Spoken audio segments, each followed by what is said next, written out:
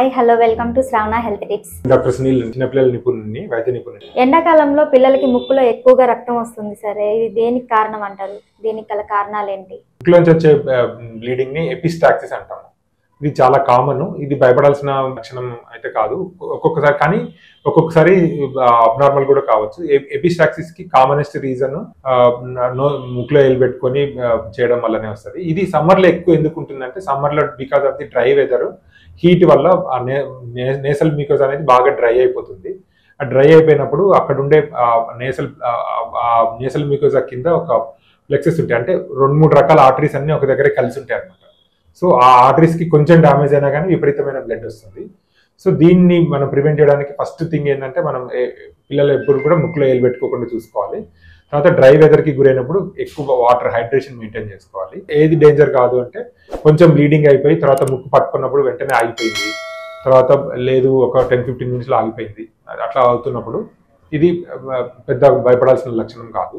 అలా కాకుండా over night మొత్తం పడుకున్నప్పుడు దిండికి మొత్తం బ్లడ్ అంటడం కానీ, తర్వాత డిస్ప్రపోర్షనేట్ బ్లీడింగ్ అంటే బ్లీడింగ్ అనేది మనకి కొంచెం కనిపిస్తుంది. అదే టైంలో బేబీకి రక్తహీనత, మనకి చూడటానికి పాలిపోయినట్టు అనిపించడము, ఇట్లాంటి కండిషన్స్ ఉంటే మాత్రం తప్పనిసరిగా ఈఎన్టీ డాక్టర్ కానీ పీడియాట్రిషియన్ కానీ సంప్రదించి దానికి రీజన్ ఉంటాయి. ఆ రీజన్స్ మనకి ఉన్నాయా లేదా అనేది రూల్ అవుట్ చేసుకొని దానికి సంబంధించిన చికిత్స తీసుకోవాలి. ఈ రోజుల్లో మొబైల్స్ ఎక్కువగా చూస్తున్నారు కదా సార్, వీటి వల్ల పిల్లలకి ఎలాంటి పరిణామాలు ఎదురవచ్చు? ఈ మొబైల్ ఫోన్స్ అనేది చాలా వ్యాలిడ్ క్వశ్చన్. ఇది ఏంటంటే, మనకి మొబైల్ ఫోన్స్ గారు చూసుకుంటే ఇది డబుల్ ఎడ్జెడ్ స్వార్డ్స్, 2 వైపుల పదునున్న కత్తి లాంటిది. ఎంతవరకు అయితే యూజ్ అవుతుందో అంతవరకు చెడు కూడా జరుగుతుంది దీనివల్ల. As for IAP, Indian academy of paediatricians కానీ అమెరికన్ అకాడమీ ఆఫ్ పీడియాట్రిషియన్స్ కానీ స్క్రీన్ టైం చూసుకుంటే <2 years వాళ్ళకి నో స్క్రీన్ టైం, అంటే వాళ్ళకి అసలు చూడకూడదు మొబైల్ కానీ టీవీ కానీ అసలు చూడకూడదు. ఈ 2 years దాటిన తర్వాత కూడా మొబైల్ అనేది 30 minutes కన్నా ఎక్కువ చూడకూడదు. టీవీ అనేది 2 hours వరకు కూడా, అది కూడా దూరంగా ఉండి పెద్ద స్క్రీన్ టీవీ అయితే చూడొచ్చు.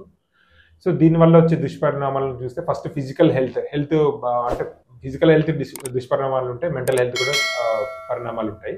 ఫిజికల్ హెల్త్ కూడా చూడటం వల్ల, మొబైల్ ఫోన్ చాలా దగ్గరికి చూడటం వల్ల మెయిన్ ఐస్, మయోపియా అంటే షార్ట్ సైటెడ్నెస్కి బాగా ఎక్కువ వచ్చేసి వాళ్ళకి దూరంగా ఉండే కనిపించడం, దగ్గర ఉండే బాగా కనిపించడం, వాటి వల్ల మయోపియా కేసెస్ చాలా పెరిగిపోతున్నాయి మొబైల్ వల్ల.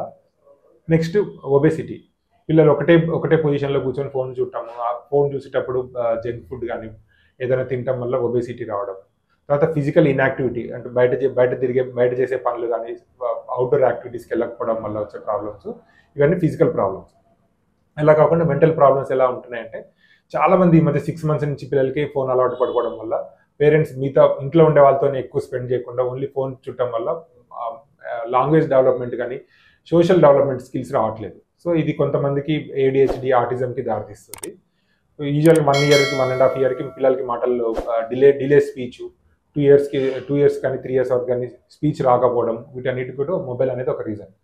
అలా కాకుండా పెద్ద పిల్లల్లో చూడటం వల్ల ఏమవుతుందంటే, వాళ్ళు ఆ వచ్చే ఫోన్లలో వచ్చే యాడ్స్కి కానీ లేకపోతే దాంట్లో వచ్చే రకరకాల గేమ్స్కి కానీ బాగా అట్రాక్ట్ కావడం వల్ల వాళ్ళకి మానసిక ఎదుగుదల, మానసికంగా వాళ్ళు అడిక్షన్కి కానీ, తర్వాత అదే ప్రపంచం అనుకొని దాటితో పెరగడం, నేర ప్రవృత్తి పెరగడం, ఇవన్నీ జరిగిపోతుంది. ఈ వీడియో కనుక మీకు నచ్చినట్లయితే please like, share and subscribe Shravana health tips.